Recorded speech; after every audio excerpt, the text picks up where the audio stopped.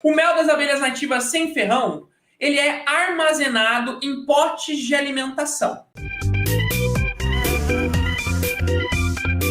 Não é como nas apis mellifera que o mel fica armazenado em favos verticais. Na apis mellifera a gente coloca um quadro de mel. Nesse quadro de mel elas vão colocar os favos de mel, como esse favo que vocês estão vendo aqui. Neste favo vai ter ali todo o mel estocado dessa colônia. Então as apis produzem favos de mel.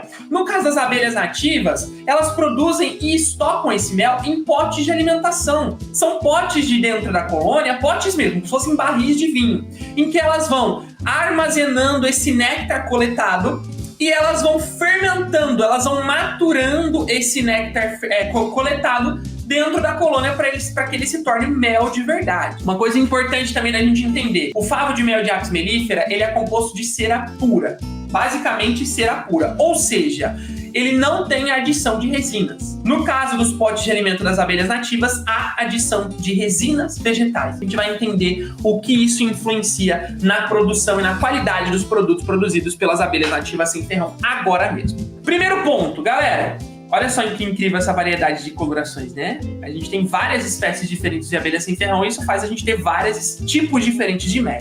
Na produção de mel, tudo começa com a ação das abelhas coletando o néctar. O néctar é a substância líquida produzida pelas flores para atração de insetos polinizadores, uma estratégia reprodutiva da planta. Esse néctar ele é utilizado por esses insetos polinizadores que vão realizar a polinização dessa planta na hora de buscar esse néctar para a produção do seu alimento. O néctar não é consumido pelas abelhas. As abelhas não consomem néctar. Ao contrário do que muitos imaginam, que ela já consome o néctar assim que ela coleta na flor. Não, as abelhas não consomem néctar. Elas se alimentam de mel. Então esse néctar ele precisa ser processado pela colônia. Na hora que a abelha coleta esse néctar na flor, ele tem o quê? Uma maior concentração de água do que de açúcares. E ela precisa que esse néctar tenha uma concentração maior de açúcares do que de água. Porque o néctar é o alimento energético, né? O mel seria o alimento energético das colônias. E por ser um alimento energético, ele precisa ser rico em energia. O néctar, por ter uma concentração muito alta de água, ele não teria um aproveitamento energético tão bom quanto o mel para as colônias de abelhas nativas. Então, quando esse néctar chega na colônia, ele já começa a ser desumidificado pelas abelhas operárias, ou seja, vai passando uma de operária para outra, e nesse processo ele vai acabar aquecendo por conta do movimento de trofolaxia. Ela coloca para fora esse alimento, volta para dentro, coloca para fora, volta para dentro. Esse manejo, essa manutenção do néctar vai fazer ele aquecer. E nesse processo de passar uma para outra, ele vai aquecendo e resfriando e vai evaporando o excesso de água que tem lá dentro.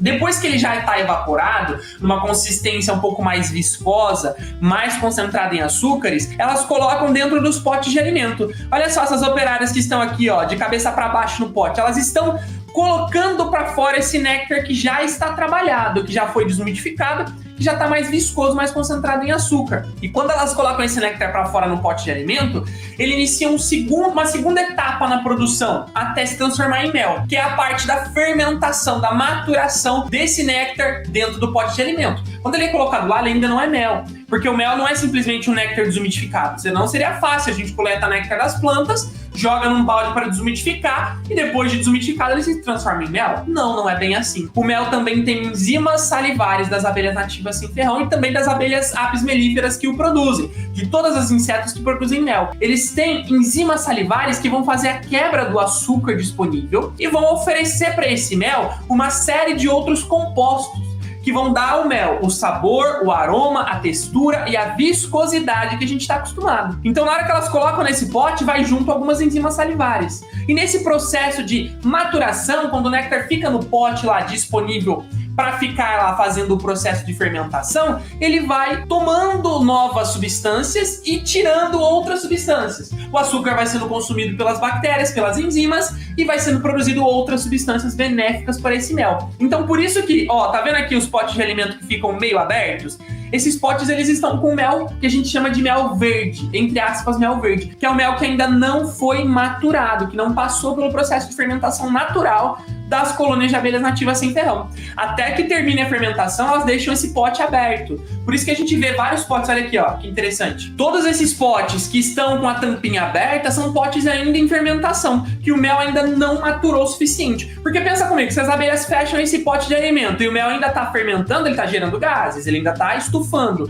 Se ele tá fermentando ainda, o pote vai explodir. Isso seria ruim para a colônia, as abelhas já sabem disso. Por isso elas só fecham, olha aqui, ó, um pote fechado, mel maturado. Esse mel tá pronto para colher. Outro pote fechado, ó, mel pronto para colher. Outro pote fechado, mel pronto para colher. Outro pote fechado, ó, mel pronto para colher. Então esses méis de potes fechados são os méis que já estão maduros. E esses méis de potes abertos, méis em processo de fermentação ou méis verdes. Se a gente coleta o mel verde, ele ainda vai fermentar por um tempo depois da coleta. Não é ruim, não vai estragar o mel. A gente só precisa respeitar esse tempo do mel de fermentar, terminar, neutralizar o processo de fermentação. Ele já vai ser considerado um mel maturado e depois disso, com a fermentação estabilizada, a gente consegue comercializar normalmente. Se não, se eu colocasse o mel ainda verde num frasquinho de vidro desse aqui, o que ia acontecer? Como o frasco ele tem um lacre bem firme, né? Além da tampa de rosca, que já é uma prova d'água, a gente também coloca o lacre de cera, esse frasco ia acabar estourando por conta do gás produzido aqui dentro.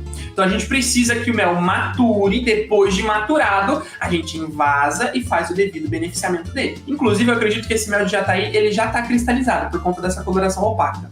Olha aqui, ó. Aqui, ó. A bolha dele não tá subindo, tá vendo? Tá cristalizado já. E vocês podem acabar me perguntando... Não tá cristalizado, na verdade, ele tá um mel manteiga. Esse estágio do mel aqui é o melhor estágio de todos. De todos. Esse estágio do mel de jataí que tá aqui agora é o melhor estágio de mel de todos. Se vocês tiverem a oportunidade de comprar o mel de jataí da Empório Ama, o mel que você vai receber vai estar nesse estágio de manteiga. Essa manteiga de mel é comercializada por algumas lojas com o dobro do valor do mel de abelha nativa sem ferrão. Você vai levar, inclusive, com o valor do mel, incluído 20% de desconto.